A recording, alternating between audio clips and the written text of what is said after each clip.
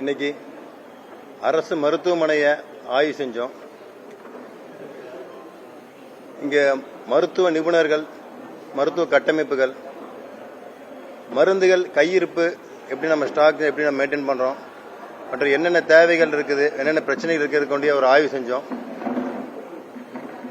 மாண்புமிகு முதலமைச்சர் அவர்கள் மக்களின் தேவைகளும் மக்களின் சுகாதாரத்துக்கு மிக முக்கியத்துவம் கொடுத்துட்டு இருக்காரு. அதன் அடிப்படையில் இன்னைக்கு அரசு பொது மருத்துவமனையில் அவங்களுக்கு தேவையான அனைத்து கட்டமைப்புகளும் அத்தியாவசியமாக அவங்க மேற்கொள்ளக்கூடிய அனைத்து தேவைகளும் இங்க சரியா இருக்குதா என்பதை ஆய்வு செஞ்சோம். கட்டமைப்புகளை இனி ஒரு சில இடத்துல நம்ம டெவலப் பண்ண வேண்டியது இருக்குது. தேவைகள் ஓரளவுக்கு நம்ம சரி செய்யப்பட்டாலும் இன்னும் ஒரு சில இடத்துல நம்ம தேவைகளை மேம்படுத்த வேண்டிய தேவைகள் இருக்குது. அதற்குண்டான பணிகளையும் நாங்கள் ஆய்வு செஞ்சுட்டு இருக்கோம், டிஸ்கஸ் பண்ணிட்டு இருக்கிறோம்.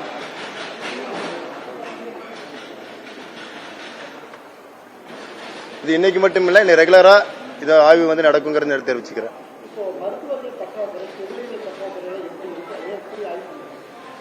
அது சொல்லியிருக்காங்க சார். மருத்துவ பற்றாக்குறை பார்த்தீங்கன்னா ஒரு சில இடத்துல தான் இருக்கு, ஒரு சில டிபார்ட்மெண்ட்ல தான் இருக்கு, எல்லா டிபார்ட்மெண்ட்லயும் இல்ல, ஒரு சில டிபார்ட்மெண்ட்ல இருக்கு. அதை நாங்க ப்ரொபோசலா கேட்டிருக்கிறோம். அதை சரி பண்ண கொடுக்கக்கூடிய வழிமுறை.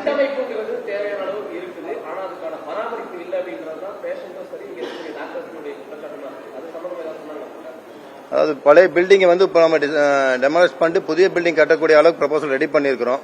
ஸோ அந்த இது ரெடி பண்ண போறோம். அதுக்குள்ள ப்ரொபோசல் ரெடி பண்ணிட்டு இருக்கிறோம். அதே மாதிரி பராமரிப்புக்கு உண்டான தனியார் நிறுவனத்தில் கொடுத்துருக்காங்க. ஸோ அதையும் ரெகுலரைஸா சூப்பர்வைசிங் பண்ண வேண்டியது அவங்க மட்டும் இல்ல, நம்மளுடைய டீம்லயே மெயின்டைன் சூப்பர்வைஸ் பண்ணணுங்கிறத நான் கேட்டிருக்கிறேன்.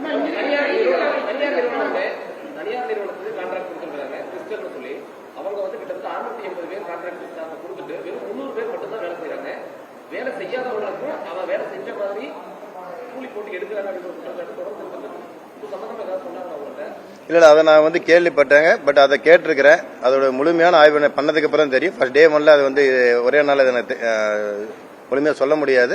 அதை நான் ஆய்வு செஞ்சுட்டு சொல்றேன்.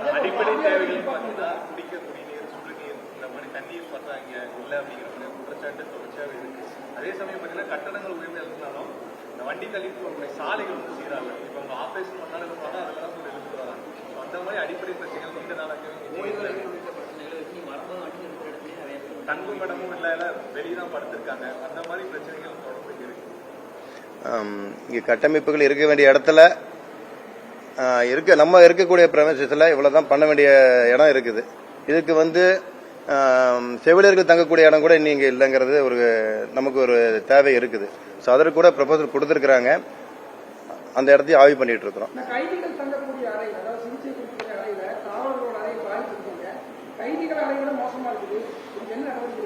உடனடியாக சீர் செஞ்சு தரணுங்கிறது நான் சொல்லியிருக்கிறேன். அது அதிகபட்சமாக ஒரு 15 நாள் 20 நாளுக்குள்ள சீர் செஞ்சு தரப்படும்.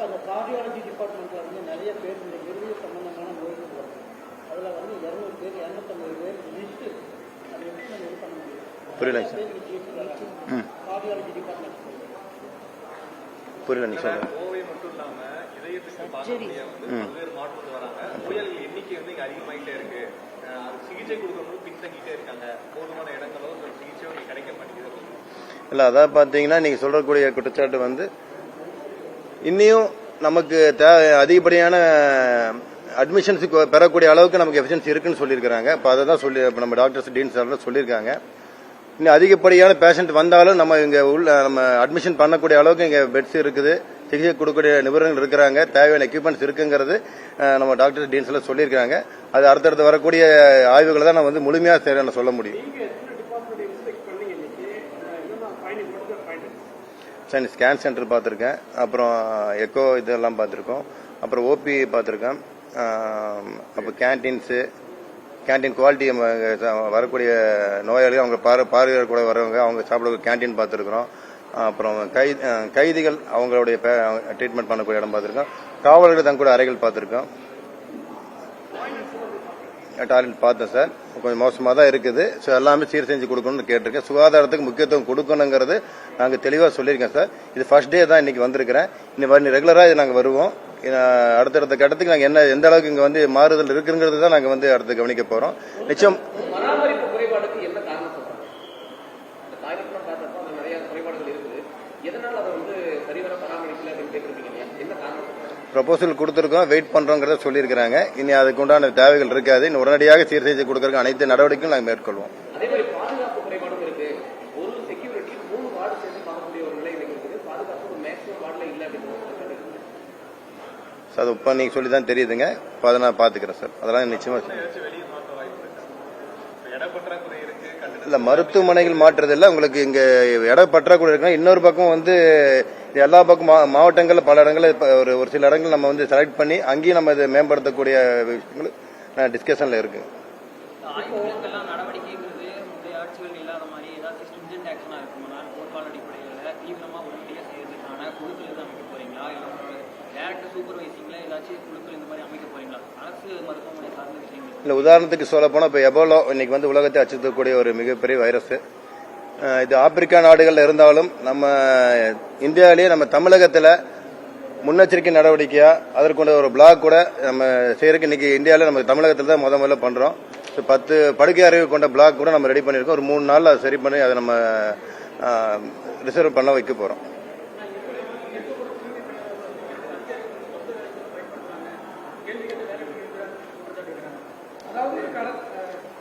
இந்த குற்றச்சாட்டுகளை நாங்கள் நிச்சயமா கண்காணிச்சுட்டு தான் இருக்கிறோம். அதுக்கு நடவடிக்கை எடுப்போம். நிச்சயமா அதை வந்து நீங்க சொன்னது போல இருந்தால் அவங்க மேல கடுமையான நடவடிக்கை நாங்க அதிகாரிகள் வந்து தங்களுக்கு வேலை செய்யல அப்படிங்கும்போது அவங்க மேல துறை ரீதியாக நடவடிக்கை எடுக்கிறது சொல்லியிருக்காங்க சார். நாங்க இப்போ பதவியேற்று ஒரு வாரம் ஆச்சு. இது முதல் முறையா வந்திருக்கிறேன். இனி ரெகுலரா வருவோம். நீங்க சொல்லக்கூடிய எந்த ஒரு பிரச்சனையும் அடுத்தடுத்து வரக்கூடியதுல எல்லாமே தீர்வுகளாக தான் இருக்குமே தவிர குற்றச்சாட்டுகள் இருக்காதுங்கிறத நான் உறுதியா சொல்றேன். நேரடி கவனத்துக்கு புகார் பெட்டிகள் அந்த மாதிரி 2 பேர் சொல்றீங்க, ஒண்ணு கேட்க நேரடி கண்காணிப்புல வச்சுக்கிற மாதிரி உங்களுக்கு நேரடியாவே வந்து சேர்ற மாதிரி மனுக்கள் வைக்கிறதுக்கு புகார் பெட்டிகள் அந்த மாதிரி தனியாக நிச்சயமா அது வந்து பாத்தீங்கன்னா ஒவ்வொரு தொகுதி வாரியா நான் என்னோட சைட்ல இருந்து பண்றேன். அமைச்சர் என்ற முறையில அனைத்து பகுதியில் இருக்கக்கூடிய குறைகளையும் நேரடியாக எடுக்கக்கூடிய அளவுக்கு ஒரு வெப்சைட் ஈஸியா போன்லயே வந்து அவங்க குறைகளை சொல்லக்கூடிய அளவுக்கு நாங்க ஈஸியா கொண்டு வரோம். சாதாரண மக்கள் கூட ரொம்ப எப்படி சொல்றதுங்க, ஆன்லைன்ல போய் கஷ்டப்பட்டுலாம் போட வேண்டாம். மொபைல் போன்லயே நீங்க கூப்பிட்டு சொன்னாவே அவங்க ஈஸியா அவங்களுக்கு ரீச் பண்ற அளவுக்கு அனைத்து வசதிகளும் கொண்டு வர போறோம்.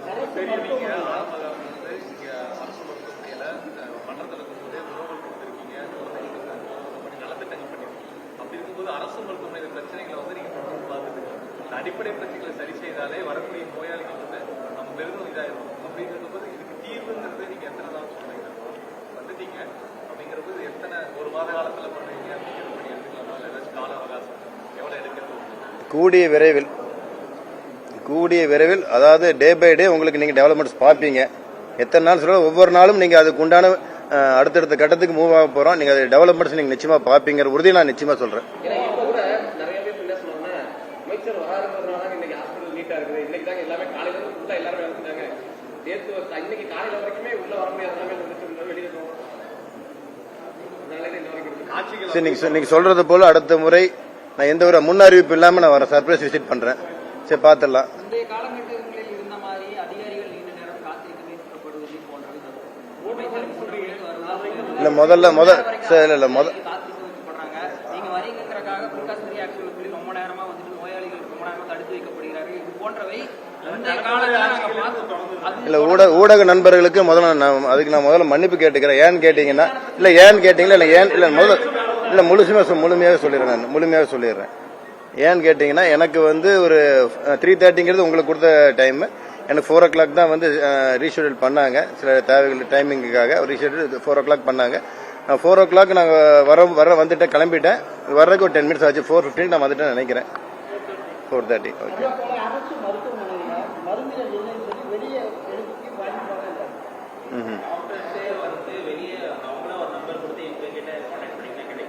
அடுத்த முறை என்னோட பார்வையில்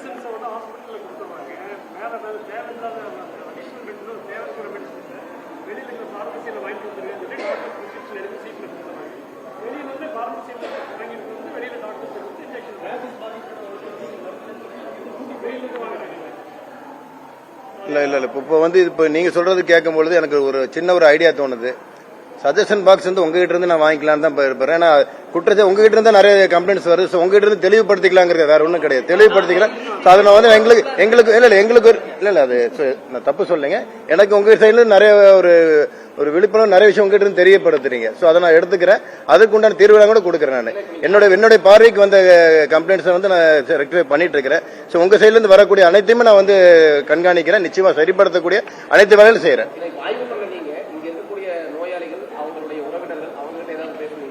பார்த்துட்டு வந்தேங்க. குழந்தைகளோட வார்டில் பார்த்தேன். ஸோ அவங்ககிட்ட கேட்டேன். உடனடியாக நல்ல ட்ரீட்மெண்ட் பார்க்குறாங்க. ஸோ எல்லாமே பண்ணிட்டு இருக்கிறோம். நீ அடுத்ததான் நீங்க சொல்லும்போது சர்ப்ரைஸ் விசிட் வரேன் நான்.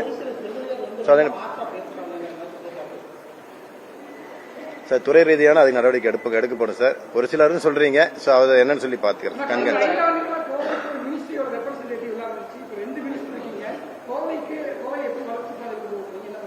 நிச்சயமா அனைத்து துறைகளிலும், அதாவது மாண்புமிகு முதலமைச்சருடைய மேற்பார்வையில் அனைத்து துறைகளிலும் இந்த சார் டெவலப்மெண்ட்ஸ் நீ பார்க்க போறோம். மக்களுடைய நம்பிக்கையை முழுமையாக பெற்றக்கூடிய ஒரு அரசாக நமது மாண்புமிகு முதலமைச்சர் இருக்கிறாரு. அதை மக்களுடைய நம்பிக்கை முழுமையாக செய்யக்கூடிய பொறுப்புல நாங்க இருக்கிறோம். முழுமையா செய்வோம் சார்.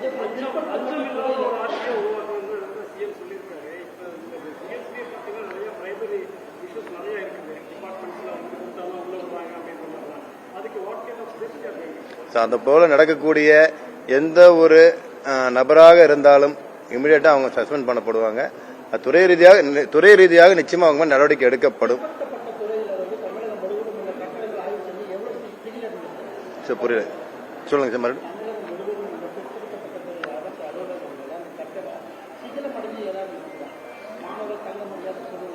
தங்க முடியாத சூழ்நிலை எதுவுமே இல்லைங்கிறத சொல்லியிருக்காங்க. ரிப்போர்ட் வந்திருக்குது. இன்னும் எல்லாம் கிட்டத்தட்ட 1300 சில்லற ஹாஸ்டல்ஸ் இருக்குங்க. எல்லாமே இப்ப ஆய்வு செய்யல. கொடுத்திருக்க ரிப்போர்ட் படி எனக்கு ஒரு வாரம் தான் ஆச்சு. உங்களுக்கு தெரியும். கொடுத்திருக்க ஒரு ரிப்போர்ட்டின் படி அந்த மாதிரி உபயோகப்படுத்த முடியாத அளவுக்கு எந்த ஒரு ஹாஸ்டல்ஸ் இல்லைன்னு சொல்லி ரிப்போர்ட் கொடுத்திருக்காங்க. நான் நேரடியாக ஆய்வு செஞ்சு அதுக்கு உண்டான அறிக்கைகளை உங்களிடமே நான் சொல்றேன்.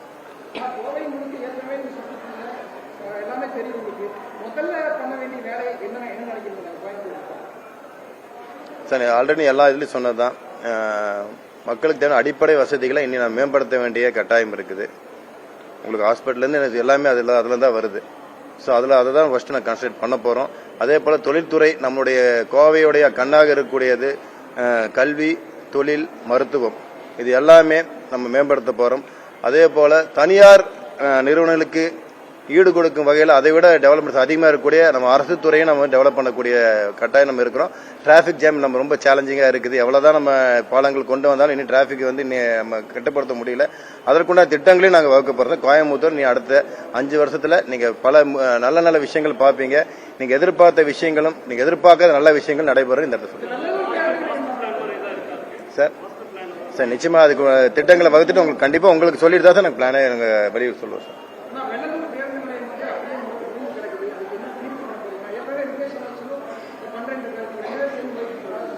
நிச்சயமா சார் துறை ரீதியாக நான் அதுக்கு உண்டான பேச்சுவார்த்தை பண்ணி நாங்கள் நடவடிக்கை எடுக்கிறோம். இப்போதான் வந்திருக்கேன் சார். அதெல்லாம் இனிமேல் தான் ஒன்றா பார்ப்போம். உங்களுக்கே தெரியும், சென்னையிலிருந்து நாங்கள் இப்போ 2 days தான் நான் கோயம்புத்தூர்ல இருக்கிறேன். நிச்சயமா அதற்கு உண்டான அதிகாரிகளை சந்திச்சு அதற்குண்டான திட்டங்கள் எதனால ஸ்டாப் பண்ணியிருக்காங்க அதுக்கு எல்லாம் ஃபுல்லா ஆய்வு பண்ணி தான் நாங்கள் ரிப்போர்ட் கொடுக்க முடியும். அதை ஆய்வு பண்ணி சொல்றேன் சார்.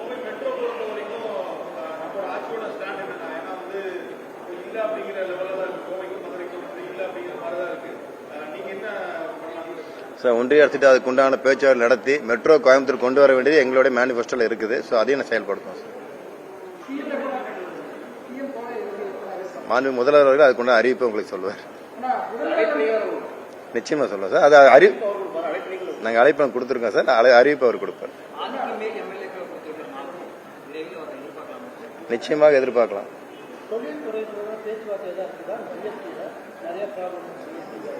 இது வரைக்கும் நம்ம மாவட்டத்தில் இது வரைக்கும் நான் பண்ணல சார். அதுக்கு இனிமேல் தான் பண்ண போறோம்.